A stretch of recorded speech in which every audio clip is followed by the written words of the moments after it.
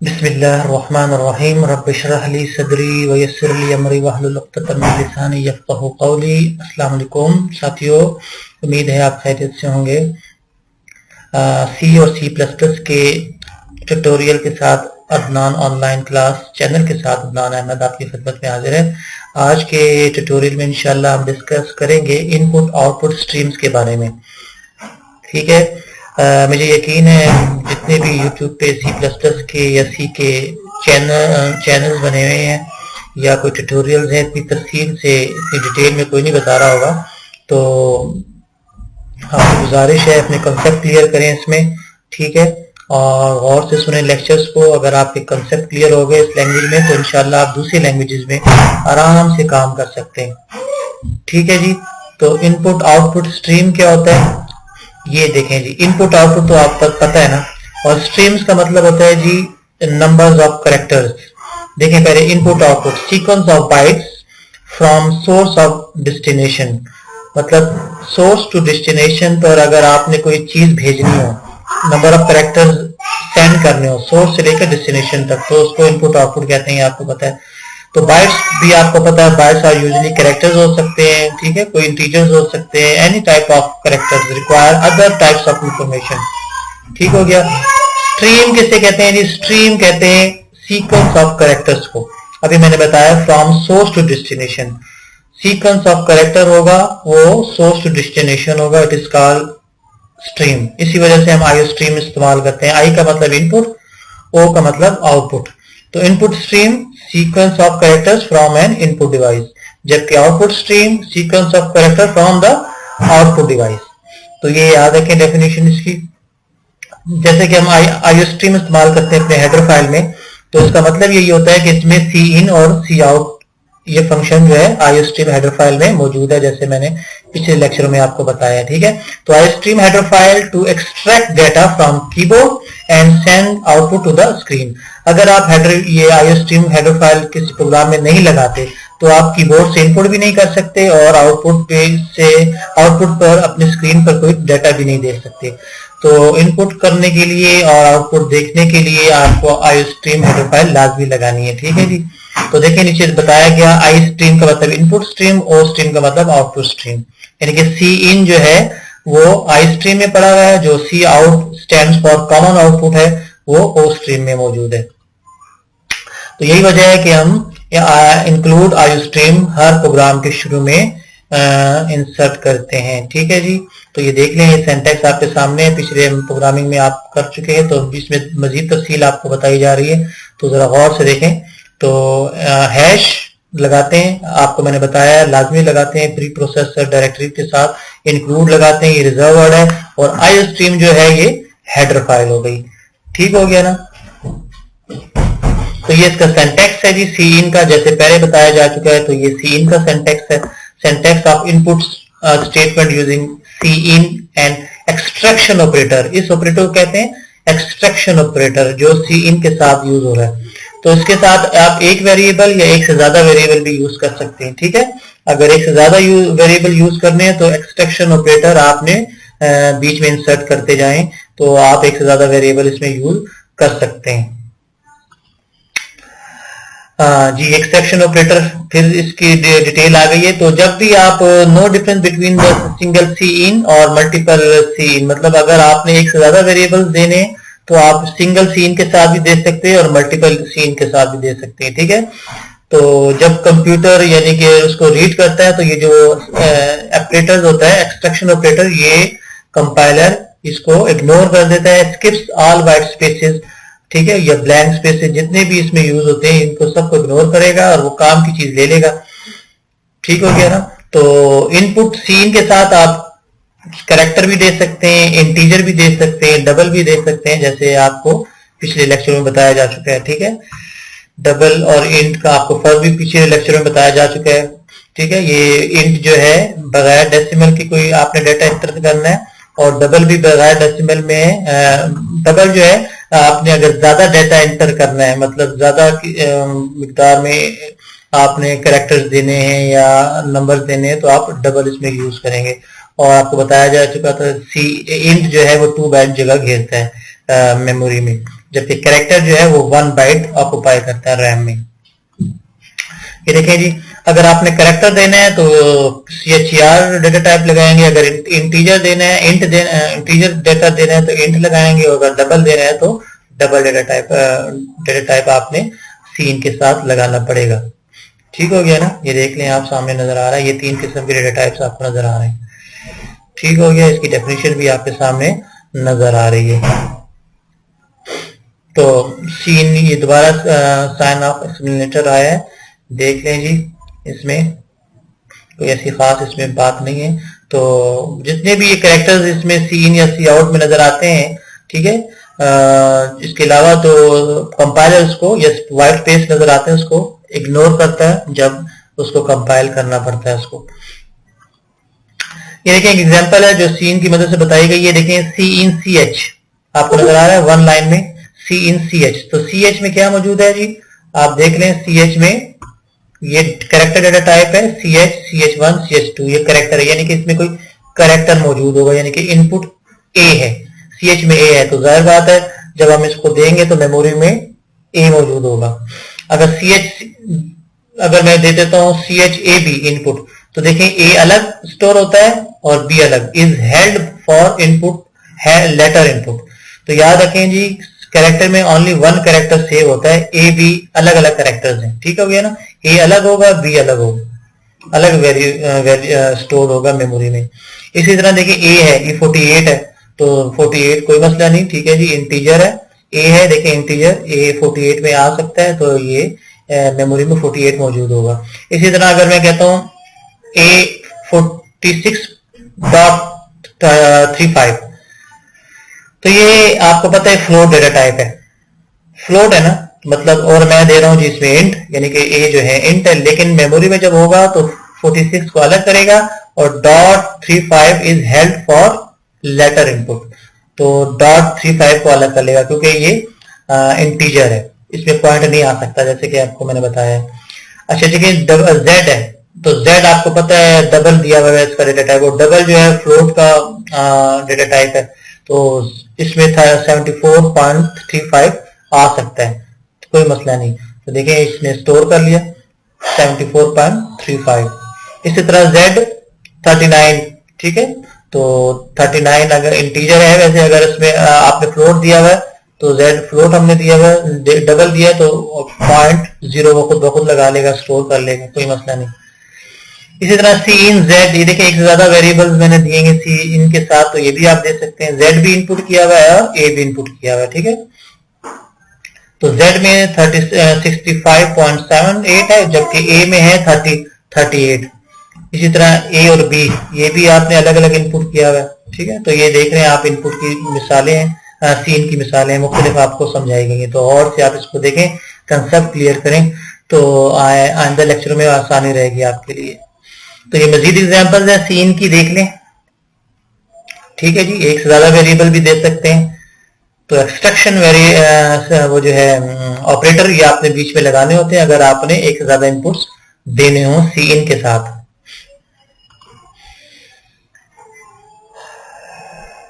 Pre defined function आपको बताया जा चुका है जी। प्री डिफाइंड फंक्शन प्रोग्राम के शुरू में जो मेन आपका फंक्शन होता है, ये प्री डिफाइंड फंक्शन है, ठीक है जी। और मैंने ये भी बताया कि सी और C++ कॉम्बिनेशन ऑफ फंक्शंस हैं, इसमें सारे के सारे फंक्शन यूज होते हैं।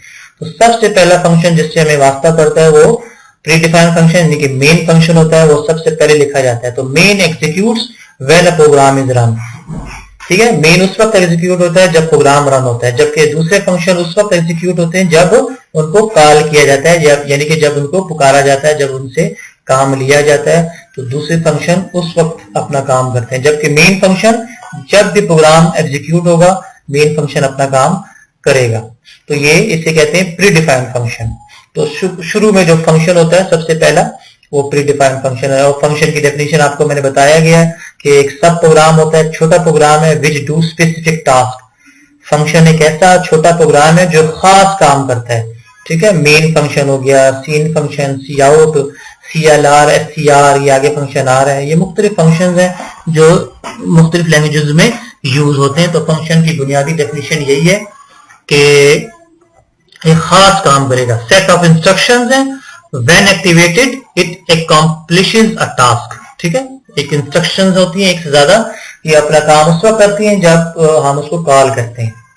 ठीक हो गया ना।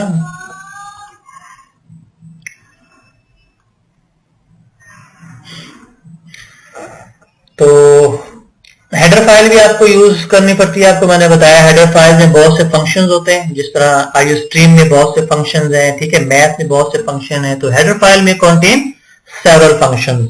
हेडर फाइल में जरूरी नहीं है कि एक ही फंक्शन हो, बहुत से फंक्शंस होते हैं। तो हेडर फाइल आपने शुरू में लाजमी लगाते हैं, जो हेडर फाइल की जरूरत पड़ती जाती है आप लगाते जाते हैं उसकी। ठीक है, तो use pre defined function you need the name of the appropriate header file. जिस फंक्शन की जरूरत पड़ती रहेगी आप हेडर फाइल उसकी लगाते रहेंगे। ठीक है, ये याद रखें। मैथ के फंक्शनों की जरूरत पड़ती है, फर्स्ट क्या आपने पिछले लेक्चर में SQRT पढ़ा था, यानी कि स्क्वायर रूट। मुझे स्क्वायर रूट की फंक्शन की जरूरत पड़ गई तो मैं मैथ का हेडर फाइल लगाना पड़ा था मुझे। ये देखिए एक फंक्शन है POW, ये पावर मतलब है, ये पावर निकालता है, मतलब x की पावर 2, x की पावर 3। तो x बेस होता है और y जो है वो पावर होता है। देखिए आपको नजर आ रहा है x पावर y नजर आ रहा है। तो ये अगर आपने इस किस्म का काम करना है C++ में तो POW का फंक्शन यूज करेंगे, POW पावर। तो इसके लिए कौन सी हेडर फाइल की जरूरत होगी? इसके लिए होगी जी मैथ, सी मैथ की। ठीक हो गया ना। ये देखिए मैथ की जरूरत होगी, मैथ, तो सी मैथ यूज कर लेते हैं और बाद मैथ की मैथ फंक्शन हेडर फाइल। ठीक हो गया। तो x and y are the arguments. हाँ ये याद रखें जी, फंक्शन के अंदर फंक्शन यानी कि POW फंक्शन है और ये छोटी ब्रैकेट है, ये मतलब मैंने बता दिया था कोई भी नाम हो छोटी ब्रैकेट हो फंक्शन है। ठीक है, अगर ये फंक्शन के अंदर ब्रैकेट के अंदर कुछ मौजूद है कोई भी डाटा तो उसे कहते हैं आर्गुमेंट्स, याद रखना। ठीक है, तो इसमें कितने आर्गुमेंट्स हैं? 2, x और y, 2 आर्गुमेंट्स हैं। बाज फंक्शन खाली होते हैं, बाज फंक्शन में आर्गुमेंट होते हैं, तो मुख्तलिफ जरूरतों के मुताबिक होता है। तो इसमें 2 आर्गुमेंट्स हैं x और y। x की कीमत है 2, y की कीमत है 3, यानी कि 2 की पावर 3। इस तरह का काम होगा इसमें। तो ये देखें एक छोटा सा प्रोग्राम है, छोटा तो नहीं जरा लंबा प्रोग्राम है, लेकिन देख लें जरा। ये देखें इसमें कितनी हेडर फाइल है, आईओ स्ट्रीम है, सी मैथ है और स्ट्रिंग है। तो सी मैथ मुझे क्यों यूज करना पड़ा? इसलिए यूज करना पड़ा कि इस प्रोग्राम में मुझे POW फंक्शन की जरूरत पड़ी है, यानी कि पावर की जरूरत पड़ी है। ठीक हो गया ना। और स्ट्रिंग मुझे क्यों यूज करना पड़ा? स्ट्रिंग फंक्शन, तो मुझे स्ट्रिंग का कोई काम करना पड़ा होगा। ये देखें स्ट्रिंग, स्ट्रिंग STR देखें, तो मुझे यहाँ स्ट्रिंग का काम करना पड़ा है, तो इसलिए मुझे स्ट्रिंग हेडर फाइल की जरूरत पड़ गई। आईओ स्ट्रीम मुझे तो इसलिए जरूरत पड़ी है कि मुझे सी इन और सी आउट का काम करना पड़ता था, जरूरत थी इसमें, तो मुझे इसलिए जरूरत पड़ी है इसमें। ठीक हो गया ना। तो ये बताना था आपको। तो ये मेन हेडर फाइल है और इसमें डबल U और V वेरिएबल्स हैं, जिसका डेटा टाइप डबल है, यानी कि इसमें ज्यादा डेटा आ सकता है। ठीक हो गया। ये एक सी आउट एक मैसेज आपको प्रिंट होगा, फिर ये आपको मैसेज प्रिंट करके देगा। फिर U की कीमत 12.5 है, V की कीमत ये है, फिर ये आपको मैसेज प्रिंट करके देगा। ये जो है ना, ये नीचे आपको पावर निकाल के देगा। ठीक है, ये देखिए नीचे आ रहा है, ये POW 8 यानी कि 8 की पावर 2.5 इस तरह निकाल के देगा आपको। ठीक है ना, तो आपको आउटपुट आपको इनमें दे देगा। अभी इसी एग्जाम्पल एक करते हैं। तो ये इसकी आउटपुट होगी। ठीक है, 2 पावर 6 की पावर, मतलब अगर 2 ऑफ द पावर 6, अगर 2 की पावर 6 है तो 64 आता है।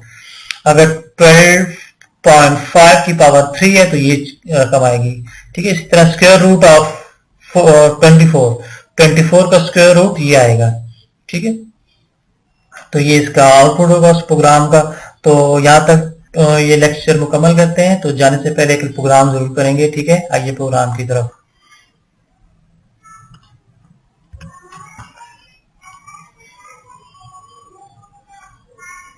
फाइल में जाएं, न्यू में जाएं, सोर्स। ठीक है, चलिए जी लिखते हैं बिस्मिल्लाह, इंक्लूड आईओ स्ट्रीम .h लगा लें, कोई मसला नहीं, ना लगाएं। हाँ जी, आप मुझे यहाँ एक और हेडर फाइल करनी पड़ेगी, इनको वो वाली कोनियो .h। ठीक है, नीचे आए, ये क्यों यूज की, मुझे जरूरत पड़ेगी इसमें एक फंक्शन की, जो इसमें जरूरत पड़ी है आपको बताता हूँ अभी। अच्छा, फिर आ जाए जी आप यूजिंग नेम स्पेस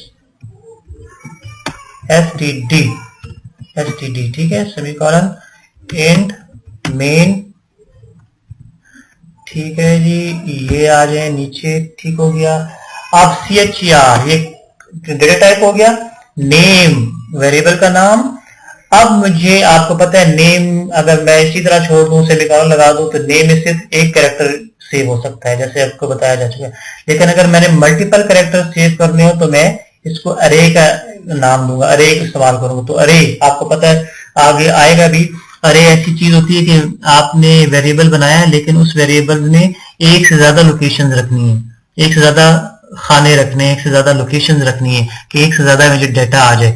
अब मैं चाहता हूँ नेम है, इसमें एक से ज्यादा लोकेशन आ जाए, तो मैं इसको बड़ी ब्रैकेट लगाऊंगा और उसमें कर दूंगा जी 15, यानी कि 15 मुझे लोकेशन मिल जाएंगी, इसमें 15 खाने मिलेंगे मुझे, मतलब इसमें मैं 15 कैरेक्टर्स रख सकता हूँ, ठीक है ना, ये मतलब है।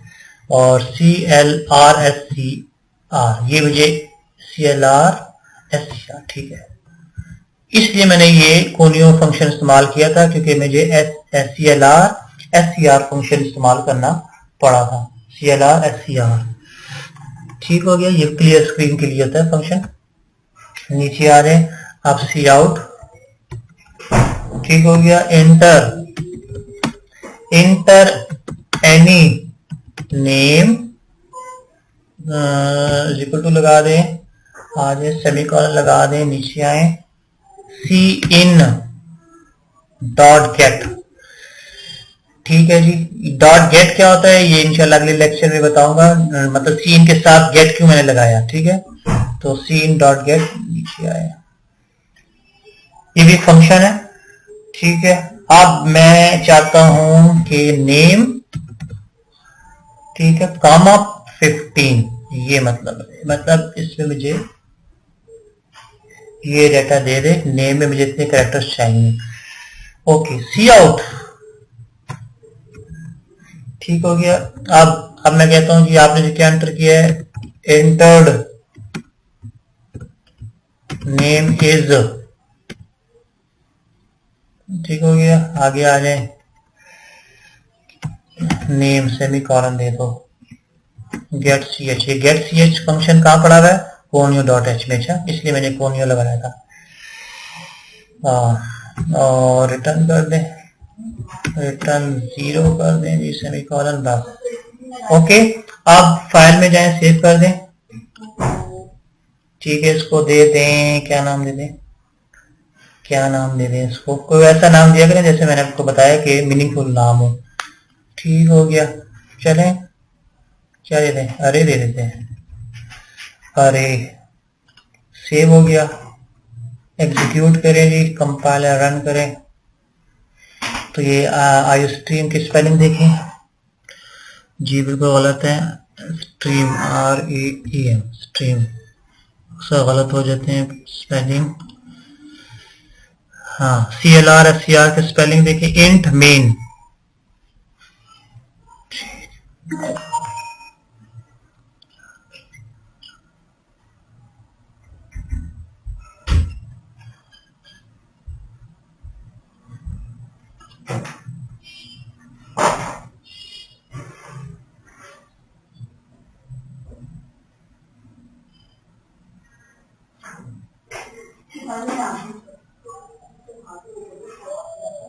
IO stream.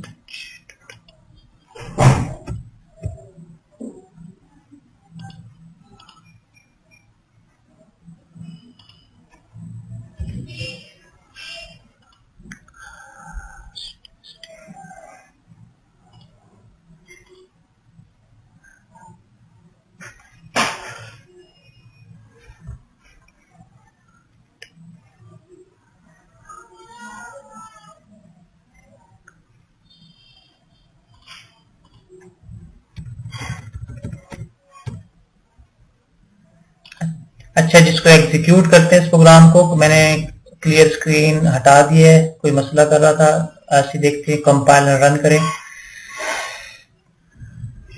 तो ये देखें इंटर एनी नेम, फर्स्ट क्या मैं लिखता हूँ अपना नाम ADNAN अदनान, ठीक है, और एंटर करता हूँ। तो देखें इंटर नेम इज, यानी कि आपने जो नाम एंटर किया वो अदनान है। तो मेरा प्रोग्राम बिल्कुल सही है, ठीक हो गया।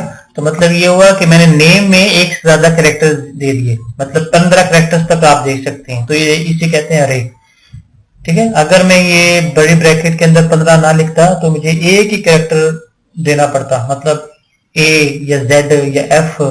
तो मल्टीपल कैरेक्टर्स आपने अगर देने हो तो उसे अरे कहते हैं। अरे तफसील अगले लेक्चरों में आएगी, सिर्फ मैंने यहाँ समझाना ये था कि आप नेम के साथ एक से ज्यादा कैरेक्टर किस तरह देते हैं। तो एक छोटा सा प्रोग्राम था जो आपको बताया गया। और सी इन के साथ डॉट गेट मैंने क्यों लगाया ये अगले लेक्चर में आपको डिटेल से बताऊंगा। तो देखें सी इन नेम, ठीक है, कामा 15, ठीक है ना। तो मतलब ये हुआ कि आप इसमें 15 कैरेक्टर तक इंसर्ट कर सकते हैं डेटा को। तो उम्मीद है कि आपको लेक्चर की समझ आई होगी। इंशाल्लाह अगले लेक्चर में दोबारा हाजिर होता हूँ। तब तक के लिए अल्लाह हाफिज, अस्सलाम वालेकुम।